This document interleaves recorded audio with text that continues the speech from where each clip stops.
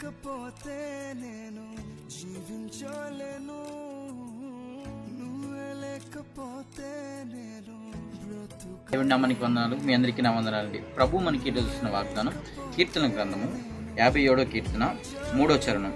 దేవుడు తన కృపా సత్యమును పంపును. Praise lord.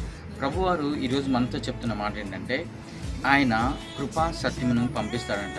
ఎక్కడికి పంపిస్తాడు, దేనికోసం పంపిస్తాడు, ఎలాంటి విషయాని కోసం పంపిస్తాడు, ఏం చెప్పాలనే ఉద్దేశంతో పంపిస్తాడు అని ఒక్కసారి మనం దేవుడిని అడిగితే, దేవుడు అంటాడు, నా బిడ్డలు ఎక్కడికి వెళ్తున్నారు, నా బిడ్డలు ఏం చేస్తున్నారు, నా బిడ్డలు వెళ్ళే ప్రతి పరిస్థితిలో ఆ పరిస్థితులు గుండా వెళ్ళే పరిస్థితుల్ని దేవుడు అర్థం చేసుకొని ఆయన ఏం చేస్తాడంటే, అర్హత లేని ప్లేస్లో కృపను పంపిస్తాడు.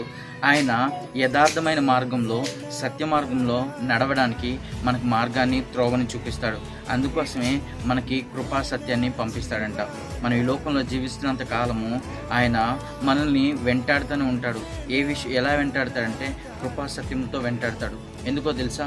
ఆ కృపా సత్యంలో మనల్ని నిత్య జీవితంలోకి తీసుకెళ్తాయి. దేవుడు అట్టి కృప మనందరికీ దయచేయను గాక. ఆమేన్. ప్రార్థన చేసుకుందాం. ప్రేమ కలిగిన తండ్రి, దయగలిగిన దేవా, నీకు వందనాలు, స్తోత్రాలు దేవా. ఈరోజు ప్రభా నీ వాగ్దానాన్ని చేత పట్టుకుని మేము ప్రార్థన చేస్తున్నాం ప్రభా.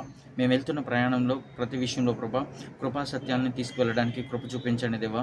నువ్వు కృప కలిగిన దేవుడు, దయగలిగిన దేవుడు దేవా, సత్యవంతుడైన దేవుడు దేవా. అయ్యా, నీ బిడ్డల ఎడల ప్రభా చేస్తున్న పనుల్లో ప్రతి విషయంలో నీ కృప కాపుదల ఉంచుతున్నందుకు నీకు వందనాలు, స్తోత్రాలు చెల్లిస్తూ సమస్త ఘనత, మహిమ, ప్రభావాలు మీరు మాత్రం పొందుకొని యేసు పరిశుద్ధ నామమున వేడుకుంటున్నాం తండ్రి. ఆమేన్. Praise lord.